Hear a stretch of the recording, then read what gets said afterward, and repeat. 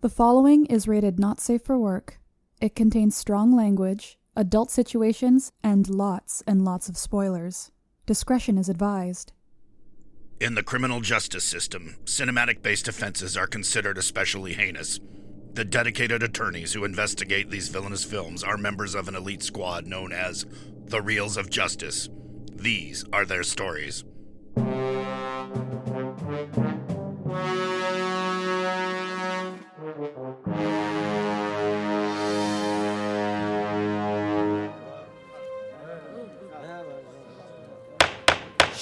Order, please, order. The Reels of Justice is now in session. Judge Maynard Bangs presiding. Your eyes for the Honorable Judge Bangs. Be seated. Welcome to the Reels of Justice. Today we are hearing the case of The People versus The Lost Boys, a 1987 comedy horror film about two brothers who learn that the new town they have moved to is replete with vampires. Replete. For those of you unfamiliar with our court proceedings, we are here to determine if this film is guilty of being a bad movie. As always in this courtroom, films are to be considered excellent until proven awful, and the burden of proof lies upon the prosecution to prove beyond a shadow of a reasonable doubt that this film is guilty. Mr. Dylan J. Schlender, you are representing the prosecution. You may present your opening statement. Thank you, Your Honor. Ladies and gentlemen of the jury, when watching The Lost Boys, it is easy to say that you can become a lost viewer with this movie sucking out all of your patience. I could go on with the vampire puns, and I just might. Done that. Yes, I know. But in the interest of not leaving you hanging and plagiarizing other vampire cases that have come before me, let me shed a few rays of light on this movie in order to burn it and leave it as the guilty husk that it is. Firstly and foremostly, we have to acknowledge that this movie is populated with incredibly one-dimensional characters that do not get meaningful arcs. Hell, I was more interested in if Grandpa was successfully banging the widow. As many of you know, I also tend to take serious umbrage with clashing tones. And this movie may have the largest clash of tones since we've done Hudson Hawk. That's how serious I am. Oh my. And lastly, I'm going to definitely avoid all the gay subtext in the interest of not getting canceled. And Is that what that was? Yeah. I was picking up on something that I didn't know what. Yeah, I know. Well, okay, so I said I'm going to avoid it, but we'll probably get into it a little bit. But I want to focus on how dated this feels. That is right. I am going for the product of its times, Hail Mary. But since they are vampires, going for a Hail Mary should work. Thank you. Okay, all right. Hail Mary, the vampires. I get it. You know, it's the religious thing, yeah. Isn't there a cross throw or a cross pattern, cross arm stitch? There's a football cross. Yeah, but the Hail Mary is just more evocative. And it reflects my desperation. Yeah. All right. Thank you, Mr. Schlender. Appearing on behalf of the defense is Mr. Justin Andrews. Justin, please present your opening statement. Yes, thank you, Your Honor. Ladies and gentlemen of the courtroom today I present you one of the most iconic pieces of film to ever cover the vampire genre. Yes, this is one of the most iconic in a cool and very entertaining way. The movie Lost Boys decided to throw out the stuffy old Dracula and Nosferatu reboots to focus more on the reckless youth with all the teenage angst and peer pressure we experienced during our formative youth. This movie provides you with elements of adventure from Goonies, humor and gore from Army of Darkness, and memorable one-liners we all grew to love and expect from those 80s action films that Schwarzenegger so awesomely depicted, and comedy films. This film hits every single level of 80s nostalgia and then some. Yes, it may be outdated, but it's going to be iconic forever in everybody's mind. All right, thank you, Mr. Andrews. And I think we all agree that we could look at Corey Feldman and we see Arnold Schwarzenegger when we look at him. Oh, absolutely. A little more Sylvester Stallone, but don't step on my point, Your Honor. Mr. Schlender, you may present your first exhibit. Thank you. So, what I want to talk about first would be the characters, right? So, the Lost Boys the characters and what this movie's trying to say. So The Lost Boys should be an interesting commentary on family units. I'm not saying it has to hit us over the head with it, but that clearly should be the through line, and it does unfortunately get lost. So we meet the human family, Michael, Sam, and Lucy. They're moving there post-divorce. They're moving in with Grandpa. And we're to think, these are the quote-unquote lost boys with their crumbled family and strained relationships. But no, not really. Michael does become a damn peer, but otherwise stays the same. Sam gets scared a lot, but never has any growth with his mother or brother or grandfather. And then when we move into the vampires of the feature, we do have the mysterious and magnetic Kiefer Sutherland, who seemingly only says Michael.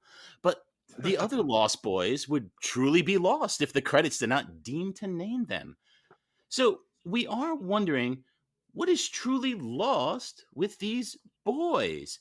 Vampirism is an interesting malady in fiction and should give us a lot to explore, but unfortunately we are so light on characters and development, the film is not left with a lot to lean on. Mr. Andrews, I'm going to toss it over to you. Does the film does it have dynamic characters, memorable ones? Very memorable characters. I mean, you have David, who, we all know him from 24 and other iconic films. And this was a very memorable character for me growing up.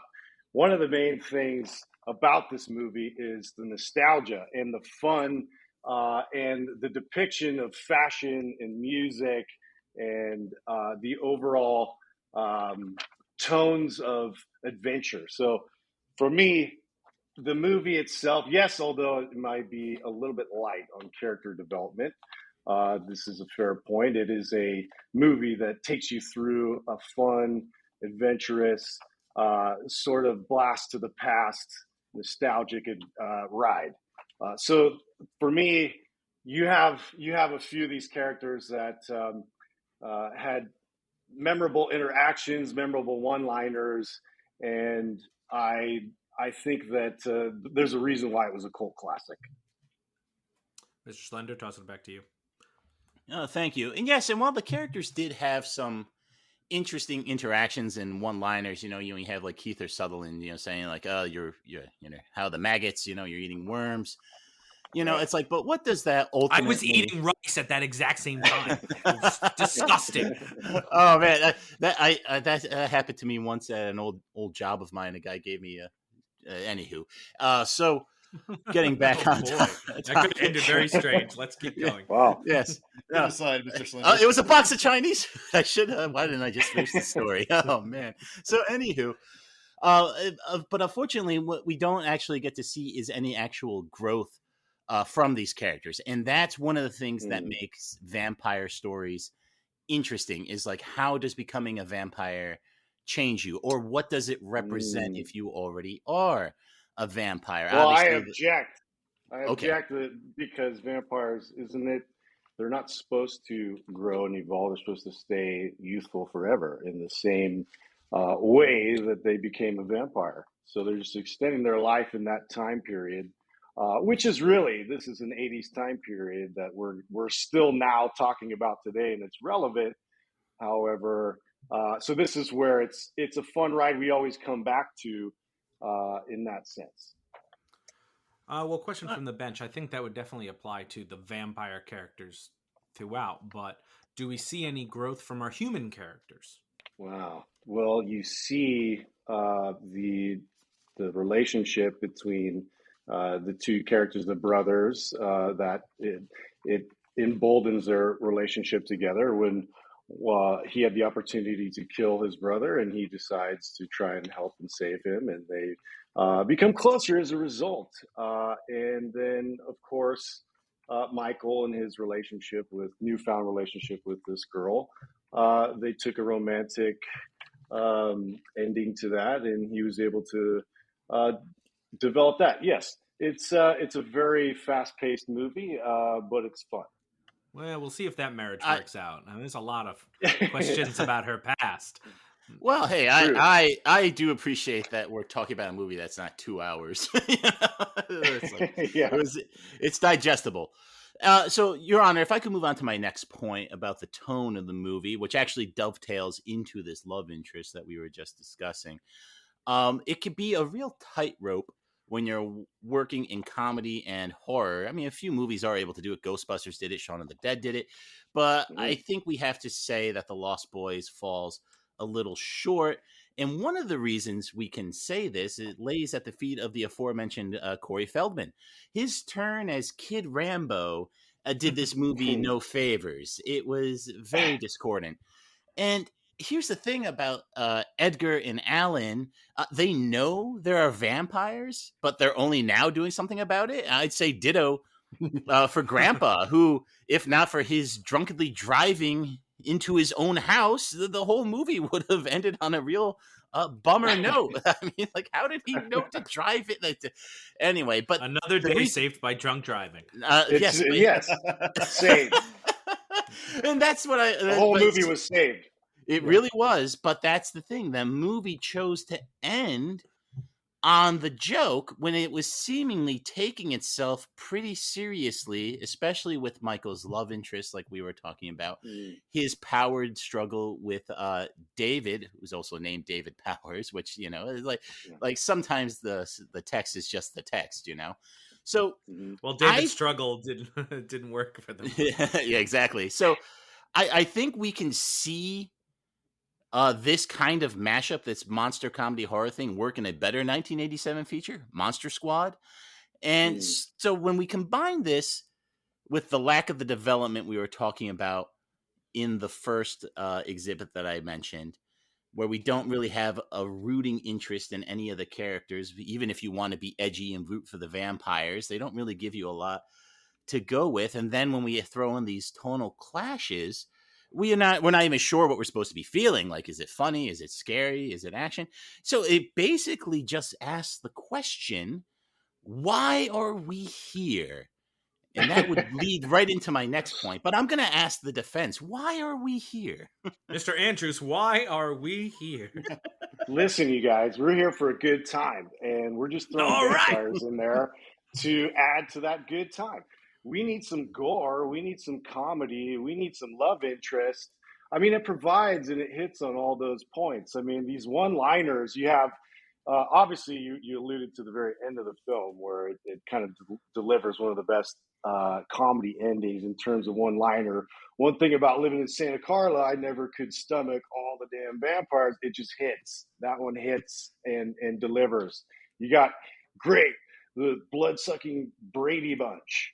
You got Death by Stereo. I think for me, it was all of the different variations of death that we were able to watch and have fun with, and you could tell that the director really decided to kind of go ham with a lot of the blood in various directions with that. So I just enjoyed the ride. It's a fun sort of light content. Light. You don't have to think a whole lot. You can eat popcorn. You can have a fun adventure.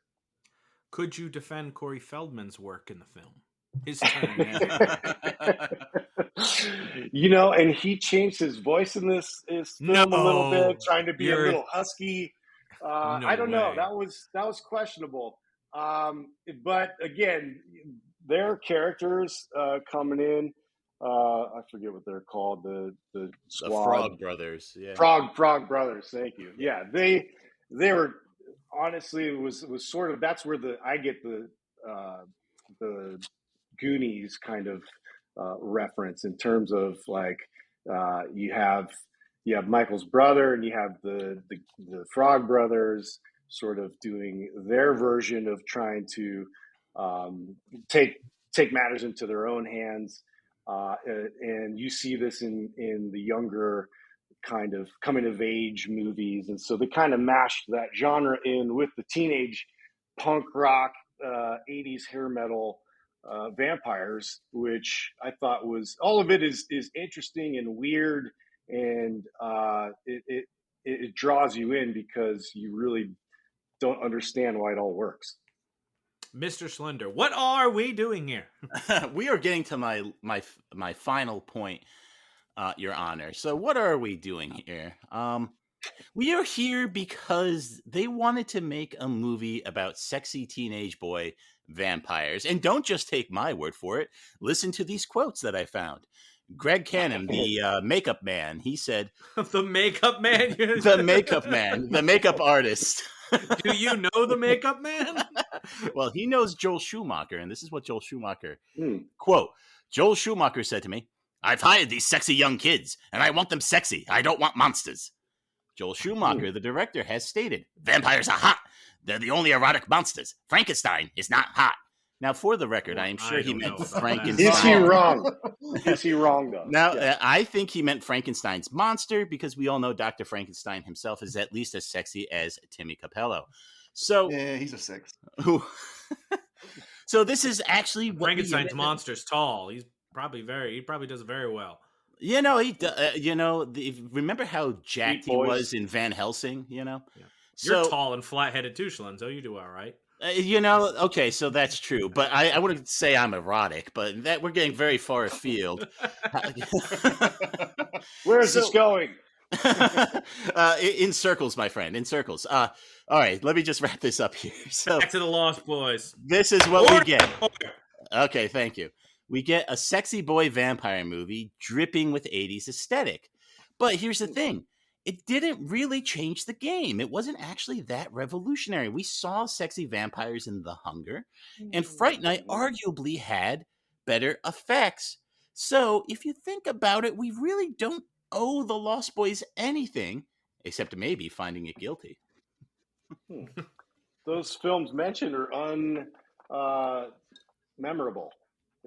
So I would argue that this had its relevance in pop culture because, yes, they went for the sexy, but what is memorable is sexy. So let's think about like Labyrinth, for instance.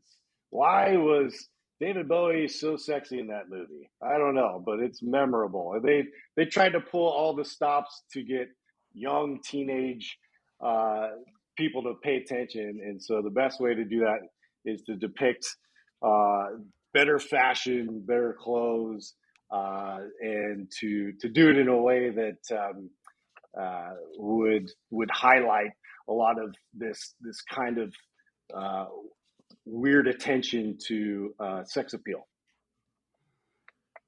All right, and do you think that did it really make its mark on the culture? Yes. Well, were people dressing like Kiefer Sutherland for years after? People were. Yeah, you watch it. Okay, what is popular right now? Mullets. Why? And I rest my case. Wait, what's popular? Say it again. Mullets have made a comeback. Have they though? Yeah, no, 100%. Have you guys not noticed? Like every teenage kid, not to mention the Bugle Boy kind of gotcha like shirts. We get style in cycles, and so this is one of those cycles that's being recycled right now. When we go back to watch the film, you'll see a lot of this repeated in today's culture that we see now. So yeah, and you've seen heavy metal. They do references to Twisted Sister. There's a lot of that kind of masculine but somewhat feminine kind of touches to the way that they dress and look and interact. And I think too, this is one of those movies that accurately portrays peer pressure in a lot of what young boys especially go through to try and be cool and fit in. And that's why it resonated so much. Well, that's the point about peer pressure is interesting if you want to go into that any further.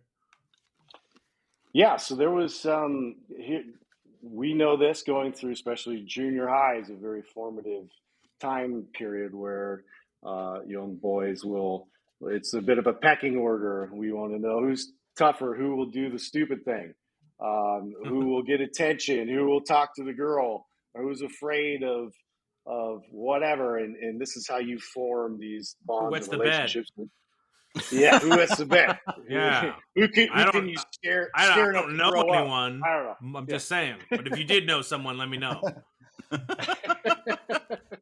Yeah, this is where all these Truth or Dare and Horrible Games came out of, right? So you see this when they're on the train tracks and they're baiting him to hang around, and he's wondering if he can trust what they're doing, and he decides to. Well, first you see this when he's drinking, when he's handed the bottle, and he's debating whether or not to drink this, and they basically just completely peer pressure him into becoming one of them, and you see what outcome happens as a result of that. So maybe this is the moral lesson some of these kids need. Don't do this and become an evil vampire. Don't hang from the train tracks. Mr. Schlender, what do you think about this? The film is an allegory for peer pressure in the sexy vampire-filled 80s. I think it's an interesting argument, but I do think ultimately the through line was supposed to be about the family. I think the peer pressure element serves just merely as a contrivance to get Michael to be the vampire, right? Or the half vampire. What is this? A half vampire? I mean, that doesn't. Blade was half vampire. Yeah. Okay. So you do have Dampiers, but like this idea of being a half vampire just by drinking blood, I don't know if that's something that's ever been done before. I don't know if the teenagers were supposed to be able to break into the house without getting invited, or if getting invited just nullifies all the effects. Like, these are things that I don't think have been explored before or since, and with good reason, because it seems like they were just thrown together to keep the movie moving along. But to answer your original question, Your Honor, I don't think it is particularly strong as allegory for, like, I guess maybe in this case drugs. It would be is like, don't do drugs, don't join biker gangs, you know. So I don't think it's particularly strong, though. It would be a message that would be of the era, so I can't discount it fully. All right. And when you said that you think there's a film about the family, are you talking about the two brothers or the two brothers and the mother? I'm talking about all the units holistically, right? So you have the humans, the mother, grandfather, the two brothers, and then you have the Lost Boys, and then their quote unquote father, Max.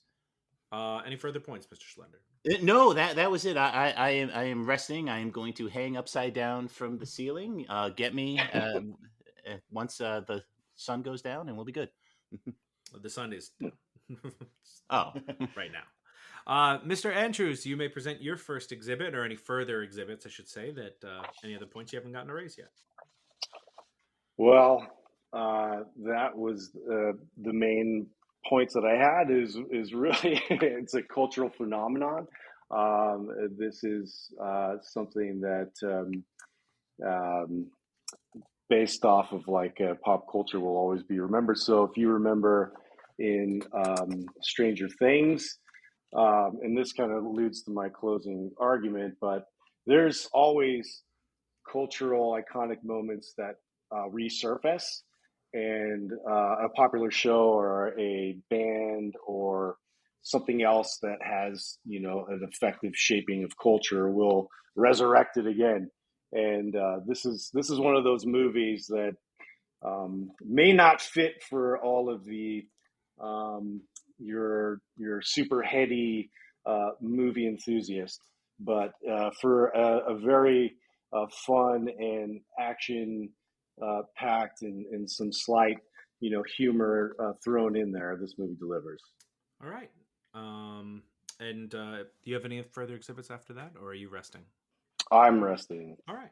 Well, both sides have rested their cases. We'll now go to closing arguments. Mr. Schlender, you may begin. Thank you, Your Honor. Do not invite the Lost Boys in.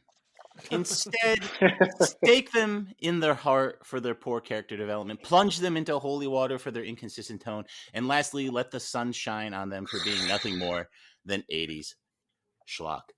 The movie did nothing to elevate the genre, and one could argue did more to hurt it. If you're one to wrinkle your nose at fare like Twilight, well, I submit to you, here is the Lost Boys, the head vampire.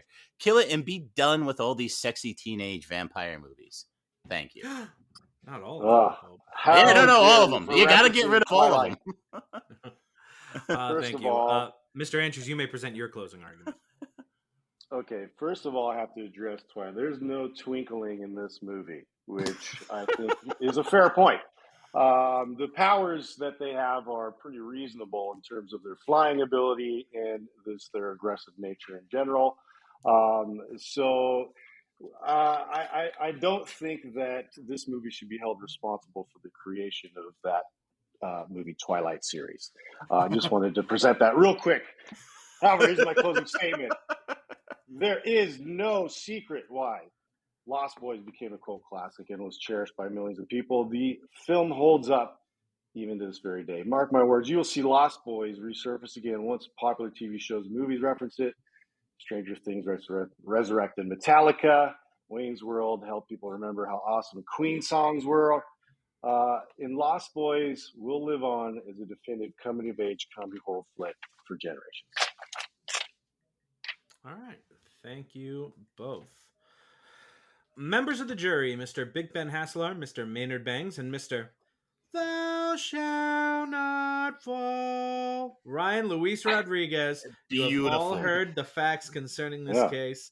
It is now up to you to determine if this film is guilty of being a bad movie. The bailiff will escort you to the deliberation room to render your verdict. Right this way. You know, anyone who thinks eating maggots is weird clearly never had dinner at my mother's house. It's replete with them. With maggots, or... He had to fit the replete. Yes, it's a good word. It's important. All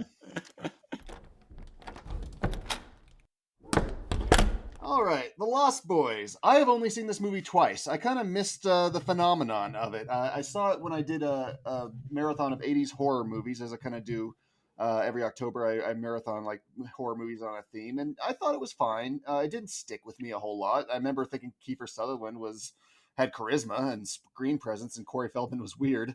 That was about it. So I watched it with a more critical eye this time around. And yeah, I kind of enjoyed some of those themes that I think the defense brought up, how it is sort of a family drama, how these we have an older brother and a younger brother who are in very different phases in their life. And one is I got the drug analogy pretty heavily in it. He's interested in more adult things. He's interested in sex. He's interested in drugs, but he still has his relationship with his brother. And they're just doing that with vampires. So yeah, kind of fun. Doesn't stand out, but kind of fun. Ryan, what do you think? I was never the target audience for this movie because I'm a year older than it. Good Lord, that makes me feel. That's so the old. reason you're not the target. Otherwise, I think. Well, no, I mean, like, you are a target audience. I watched movie. it. Wow. I watched it 4 years ago, and for the first time, and completely forgot literally every single thing except for the fact that Kiefer Sutherland likes saying the name Michael. It's really fond of that name. He's about Corey very Feldman? fond of it. In rewatching Said it, 185 times according to IMDb. in rewatching it, I was happy to see how gay it still is. I think that's tremendous. I liked it aesthetically. Like, you have Michael Chapman, who shot Taxi Driver and Raging Bull, not necessarily who you would think of to shoot The Lost Boys, much less a Joel Schumacher movie.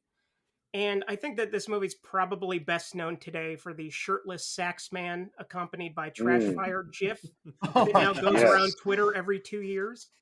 And I love how It's glorious. I truly appreciate The 80s how were they like that, right? Shut up, guys. Jesus Christ. I do appreciate the Santa Cruz setting, even though they renamed it Santa Carla. I don't know why. Yes. Because I rarely see Northern California accurately represented, much less a place that I've frequently been to. But in the end, I like this movie aesthetically. I don't think I like it in general. I don't know, but I don't think that I do. You don't think okay. I kind of like how, we're talking like throughout the trial, and then like the lawyers like just gonna pull in right next to the side and talk while we're deliberating. We have a very interesting courthouse here. Very, very kangaroo court. The bathroom is through the jury room. Yeah, of course. Mr. Maynard, what did you think? This was my first time seeing the movie. Really? But I kind of knew sort of what it was about because it's been parodied and stuff, like heavily in The Simpsons and stuff. So I kind of knew what I was getting into. Overall, I liked it. The music was weird, right? That same song kept playing. Seemingly, it was the same song. They wrote it wasn't for this movie, right? Or is that it was just written for or this did movie? every song in the '80s sound the same? No, it's the same refrain, but they change it a little bit musically each time. But it is basically the same song. Yeah. It was just I was just like, oh, it's that song again. What's that song about? I like the music. Yeah. What about Shirtless Sax Man? I can't even remember Timmy what you're Capello. talking about. I can't remember what you're talking about, so I don't know.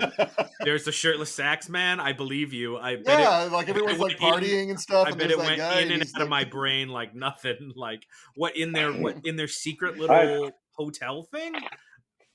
No, I heard that was Tina Turner's sax guy. Tina Turner was playing the saxophone. No, No, Timmy no, Capello no. was. I go back and watch it for Tina Turner. Why not? This movie is a gay test. Maynard is not gay. It's like gay chicken. Yeah, Oh, gay man. chicken. I guess there is like there's the gay subtext is definitely there for sure, but I kind of agreed with it being the peer pressure thing and the coming of age of the one brother without the other. But I'm sure they're both there, right? And with Schumacher, that would be intentional, right, Ryan? Yes. So Succinctly. Well, if Ryan Were says there any so. argument on the prosecution that you agreed with? I do agree that I don't think like lore wise it really introduces anything different. I mean, vampires already flew and they already killed people. And Were they already sexy before this? Because I kind of assumed Dracula, they were. Dracula's But then- sexy. I mean, yes, that to me, I mean, going all the way back to at least Dracula, absolutely. Like vampires were supposed to be kind of sexy, and then you have like all the vampire women movies from the 60s and 70s.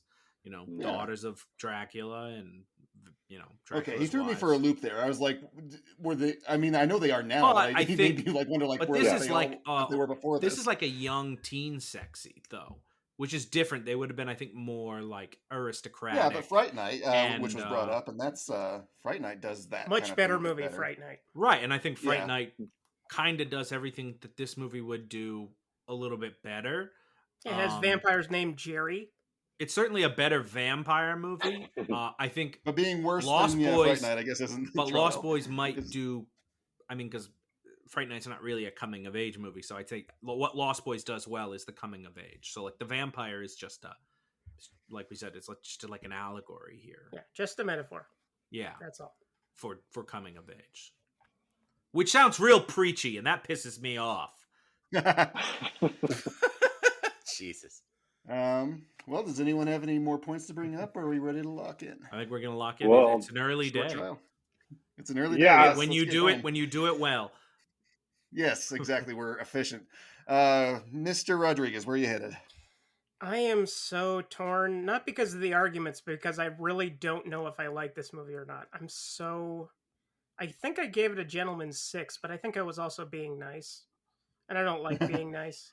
You were a gentleman. doesn't- When in doubt, suit trust me. the arguments, my friend. Yeah, based on the arguments, I have to go.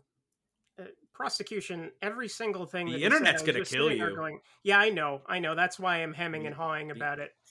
But in listening to Building the, up to the the courage. arguments, the prosecution basically voiced all my issues with the movie. Although I don't mind that nobody has a character arc. I don't think every movie needs to have that.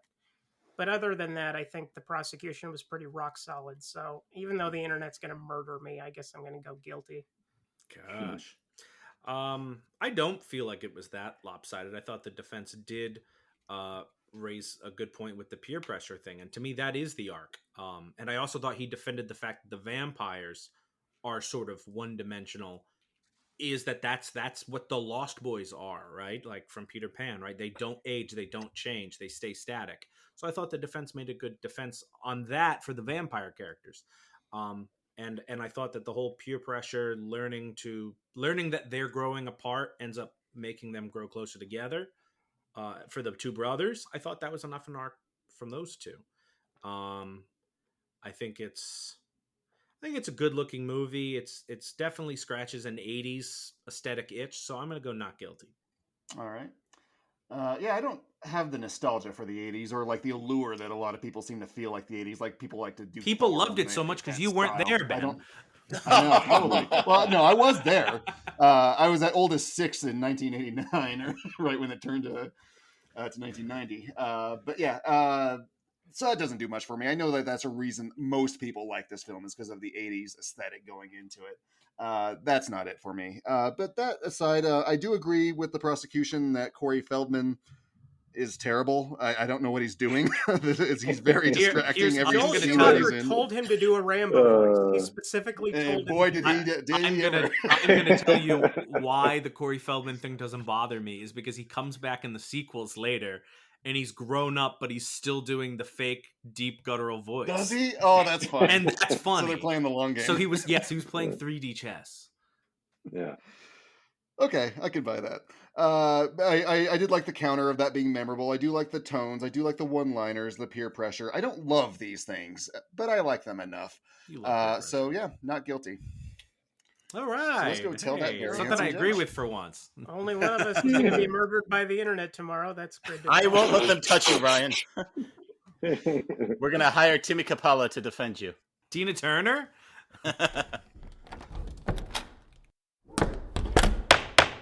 Mr. Foreman, have you reached a verdict? We have, Your Honor. In the case of the people versus the Lost Boys, we find in favor of the defendant. Yeah. No. Yeah. So that means not guilty then, right? That's not guilty. Otherwise, you confuse me with your flim-flam language, your lawyer language. Hey, you gotta shake it up. Otherwise every episode is the same. You gotta play. Shake we up talk about a different movie every episode. In what episode? True. We're technically still in court. Don't break the verdict is so rendered. I hereby sentence the Lost Boys, the public opinion of the Lost Boys, to go on untouched and unaged for years and centuries to come. Court is adjourned. We should be so lucky.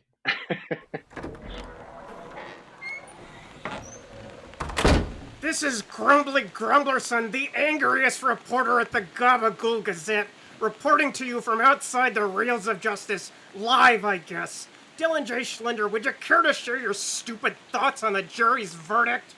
I dare say, Grumbly, you might be the only reporter left at the Gabagool Gazette. Look, The Lost Boys is not... Look, I honestly don't think it was a bad movie. I thought there were some deficiencies that were worth pointing out. I do want to tip my hat to my esteemed colleague on the other side of the argument. He did a great job. And I believe in the Reels of Justice. We'll keep on cranking. Unfortunately, though, I was the leader of Reels of Justice, and since I died in this case, all the other cases are going to die now, too. So sorry, guys. We got to start over from scratch. You're not the leader. Ryan thinks he's the leader. I hate that so much because I'm just so angry. And here comes Justin Andrews. Excuse me, can we get a word on how you feel about today's verdict as if I give a crap? Well, I'm happy with the verdict. However, I feel kind of like my cousin Vinny delivering in front of the courtroom for the first time. So I don't know how these formalities go. We don't either. I'm happy with the result. So that's really all I have to contribute. Rage! Pure unadulterated rage!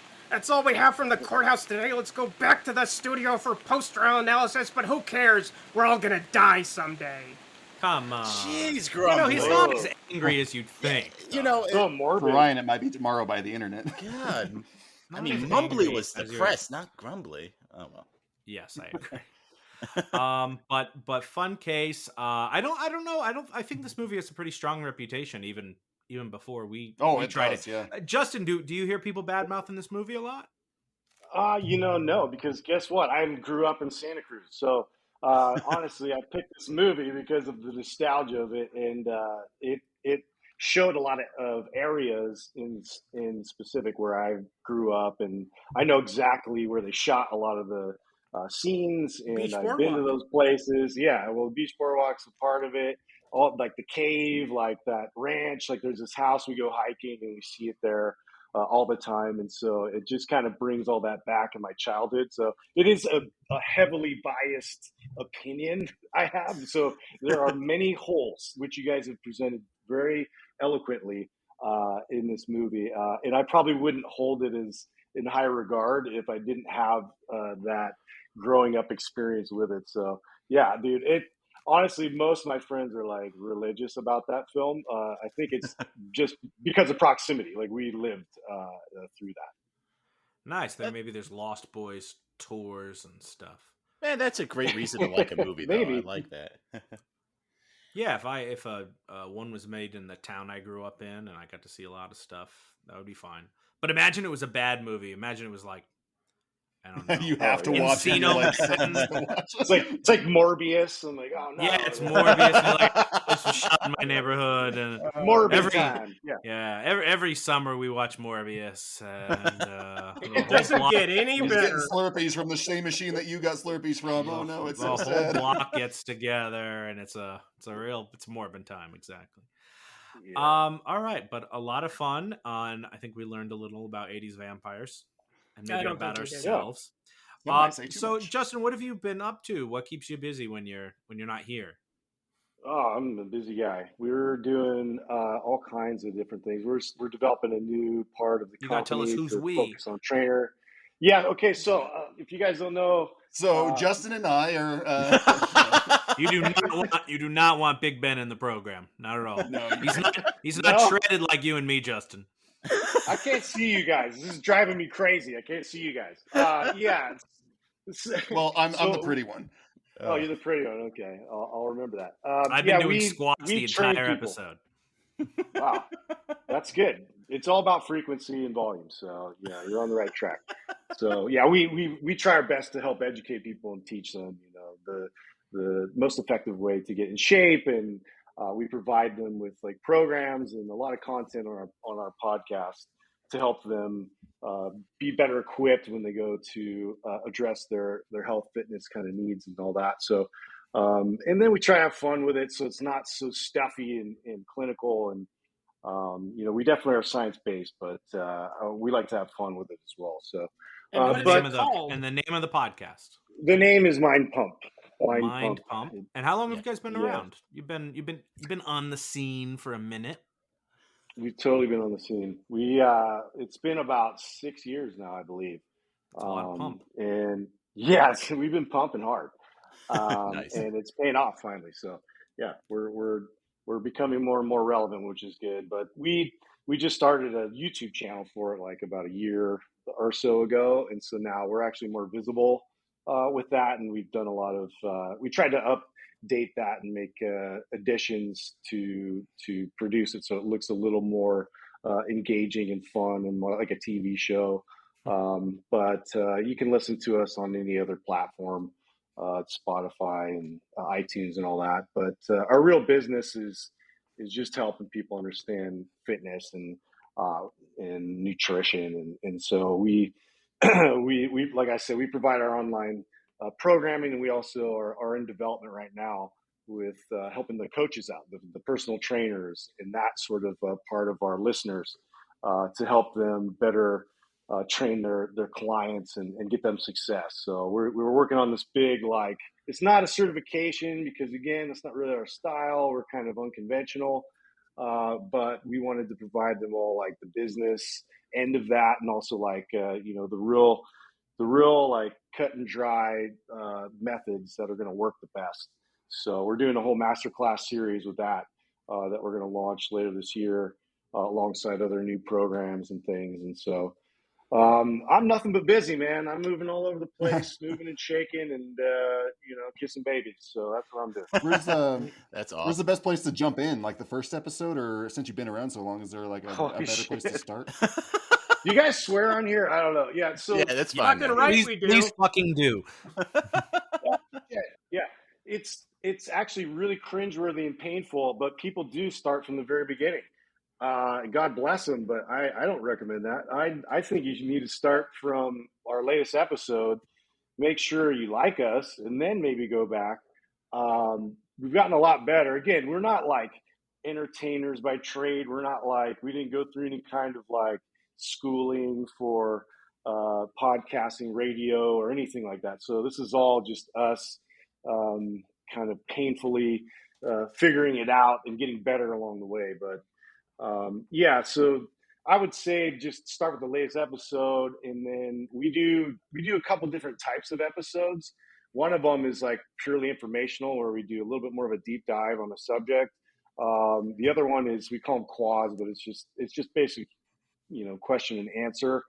We have people call in, and then we help kind of coach them with their question live, and then we discuss that. And we also just have a lot of just relevant topics and things that are happening in the world, and try to make sense out of everything, and also have fun and make fun of each other, and that kind of shit. So if you're into that, then God bless you. Come over. Yeah. So if you want a funny podcast with 4 dudes, that's not Reels of Justice. Yeah. You guys are the movie guys. I'm a huge. I like what they do. I just wish they were talking about something useful instead of movie opinions. Yeah, Justin, I'm a huge Mind Pump fan. Is Reels of Justice about fitness instead of movies. Yeah, kinda. So I gotta ask, when is the old timey strongman maps program coming out? You guys talk about it all the time. When's it actually going to happen? Come on. Like the ultimate. This whole show is one big spoiler, right? Yes, so yes, it is. That's literally our next program.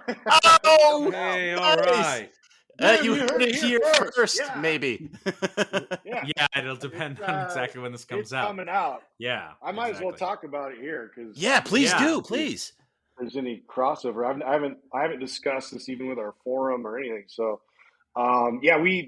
we sought out 2 of these other educators and athletes that are really proficient in a lot of these old time lifts, like really crazy stuff like the 2-hand anyhow. And we reference a lot of like golden era lifters in this program, and it's a really long program. It's like we have 6 phases in it, so you have to learn like these crazy skills.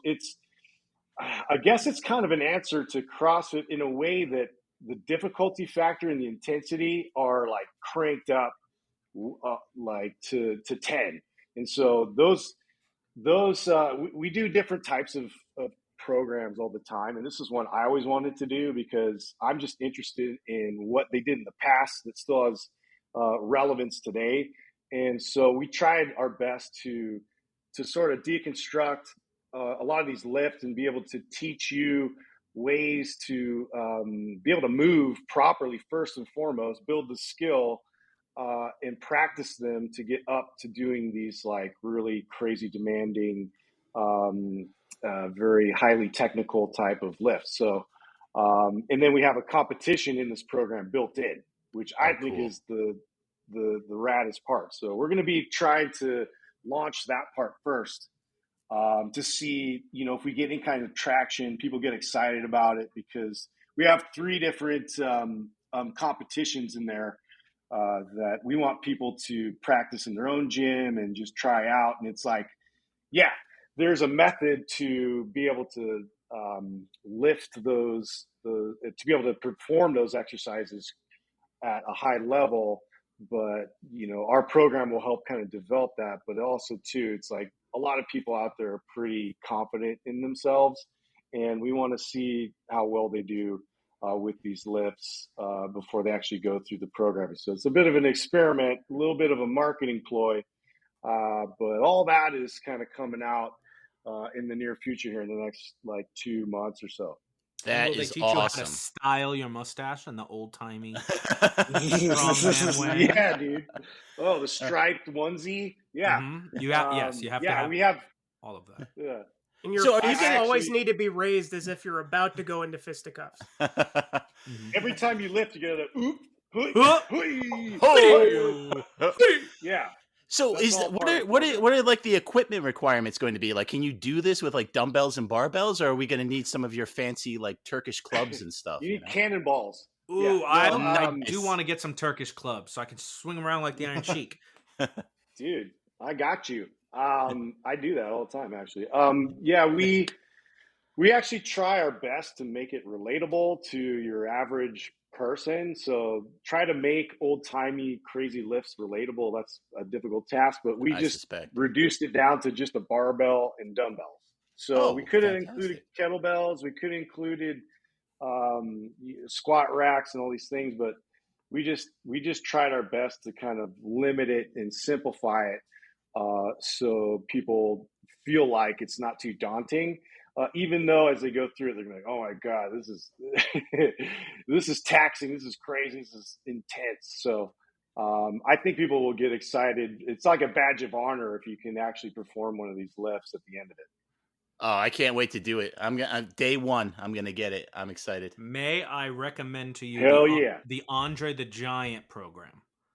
Right, The Giant. you work towards being able to turn a small Toyota over on its side by yourself, and you have to walk around with 2 Japanese women sitting on each shoulder. Oh, I like it. So Franco 4 Colombo Japanese could have women? done that. Said again. 2 per shoulder? 2 per shoulder. Well, we did do one with Robert Oberst. He's a bit of a gigantic human being, so that's our strong program. But yeah, maybe we do that for Andre the Giant. Like he's famous for the largest dump of all time on a plane. So something to aspire to. Exactly, something like that. That's a fact. Go fact check me on that. I'm sure there's many facts about Andre. 140 beers in one night or something. Yes, that too. Yeah. So. Yeah, Justin, I've run Map Strong. It's a great program. It got my deadlift to 505 for 5. Oh, boy, this guy. He'll go forever, Justin. I'm going to stop him. I'm so sorry. He is a beefcake. I'm going to let you guys exchange numbers at the end of this. Now, Justin, we always ask for recommendations for movies that we won't tell. We always ask for recommendations of movies that we think our guests think people should see. So what is a movie that you think people should see? I think Evil Dead is, if we're going to talk about this kind of genre of like horror / comedy, that's one of my all-time favorites. But again, you guys probably shit all over that too. So we're talking about the original Evil Dead, the first one. Well, no, didn't they redo it? They redid it, and then it's like Army of Darkness. That's the third one. But then they did like the Evil Dead again. They did Evil Dead 2, which is kind of a remake of the first one, but it's like a reboot, right? Funnier, they had more money, better effects. Yes, that's the one. Yes. Okay, so Evil Dead 2.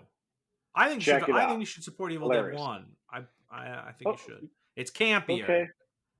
It is very campy. Yeah, it is. There's again, it's kind of like, you're fond of it because you're first introduced to that. But yeah, I could see they tried to improve, and I'll give them credit for that. But the original is always going to hold true. So there you go. There you go. See, now Twitter's mad at you because they don't think that at all.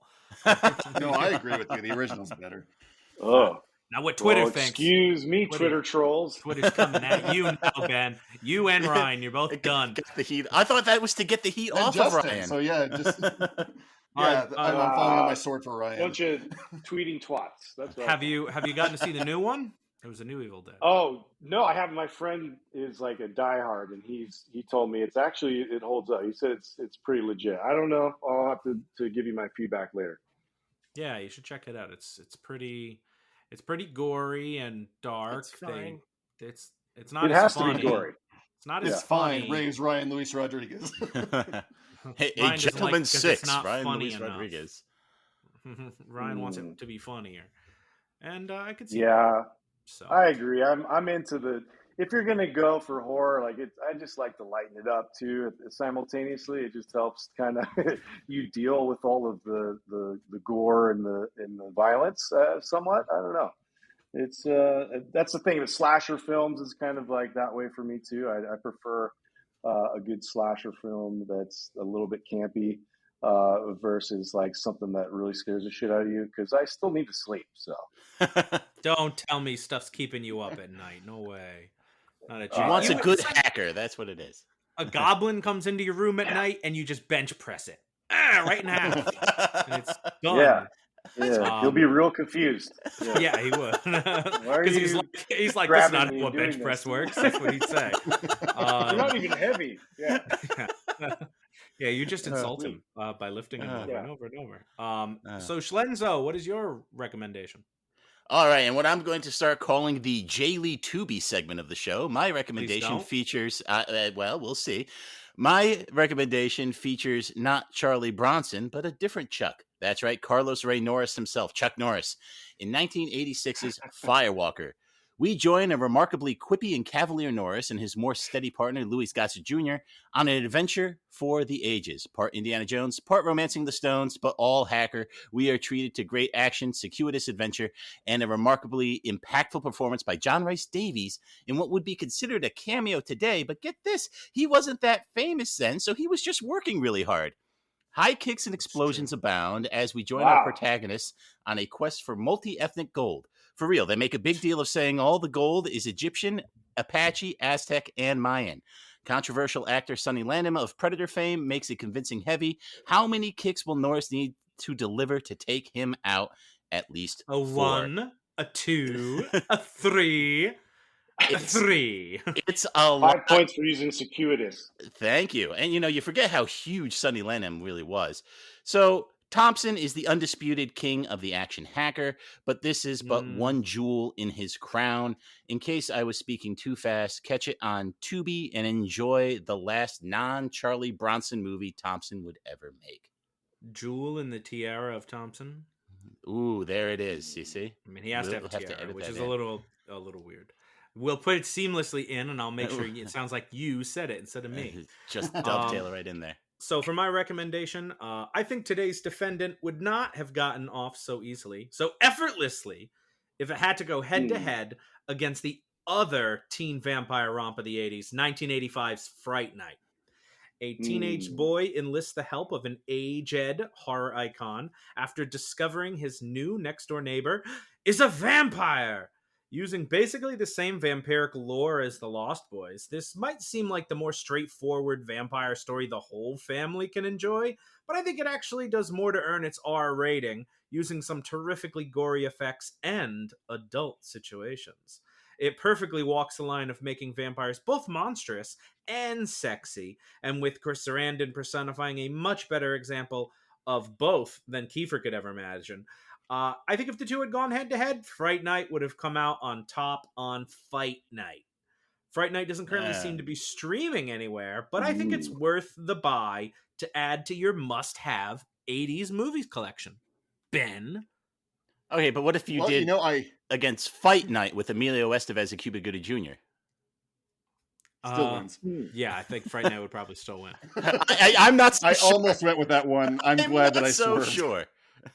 I'm glad you switched to Ben, because when I was writing the recommendation, I'm like, this is such a Ben recommendation.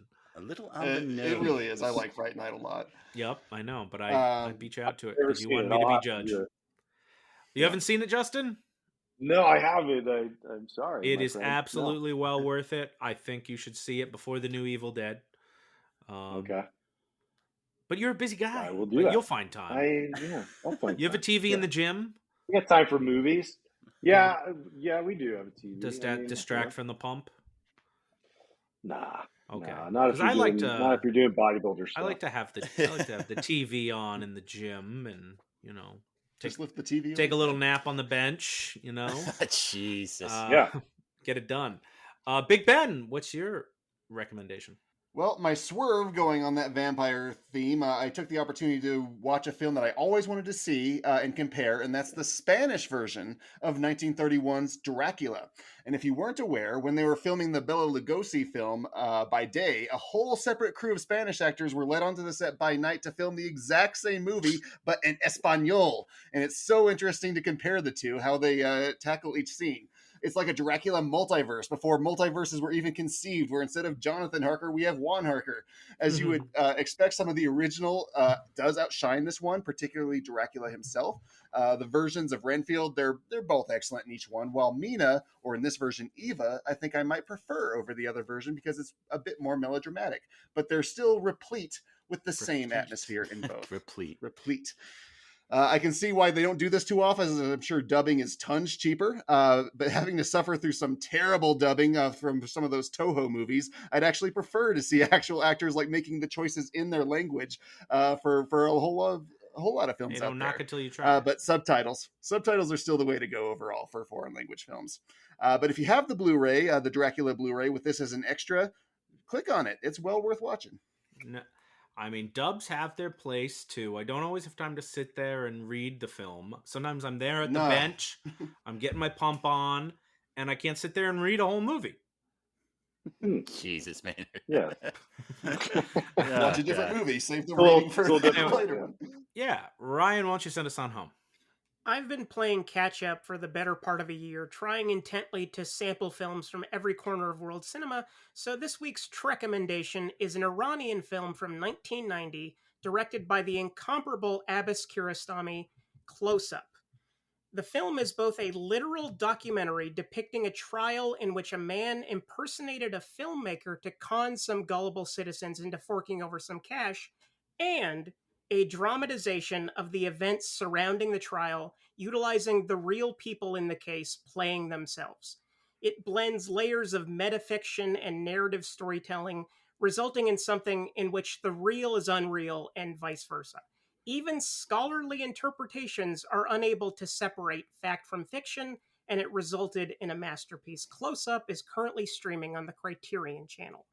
You know, Nice. when you Ryan, say stuff like that, that's why I have to recommend J. Lee Thompson movies so we stay balanced. That's true. Ryan, are you going to watch a movie from every country on Earth? I'm trying to. All right. Do they have Antarctica movies? I don't think that's a different language, but sure. There's films that have been filmed there. Nanook of the North, that does that count? I don't know. I don't think they were there. The Chef of South Polar, which I've already recommended. See, there you go. All right. So at least a movie that takes place in every country. All right. Very cool. Well, with that, we are all out of show, but we want to thank our guest, Justin Andrews, for joining us. Thank you so much, Justin. Thanks for having me on, guys. That was fun.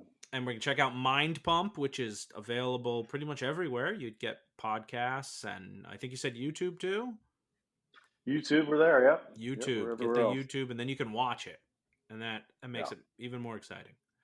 But yeah, we loved having you. We'd love to have you back again, and anytime you want. Are there any other Santa Clara? Wait, what was the name of the real town again, Ryan? They fucked me up. Yeah, Santa Cruz. film. So they have more Santa Cruz movies? Well, is there another one? We're do gonna they have other films? You know what they had? I haven't watched it yet, but it was a Channing Tatum.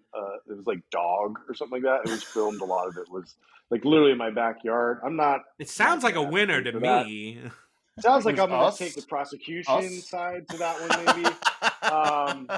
But I'm going to definitely do my homework next time. You know, this is definitely a formal sort of format. So, you did. If you guys have me back on, I'll bring the guns blazing. You did plenty of homework. Don't worry. I mean, you did great, man. We over prepare. We have to. Someone has to. Yeah. But you did great. You're the authority. So, Yes, obviously, that's us, Obviously. the authority. Yeah. And you remember it too, Justin. You remember who's in charge around here. You do good to remember. And we'd love to have you back. And this is the authority telling everyone you'd better tune in again next time as the reels of justice keep turning. Count it. Santa Carla! Please follow us on Twitter at Reels of Justice, Instagram Reels of Justice, and Facebook.com/Reels of Justice.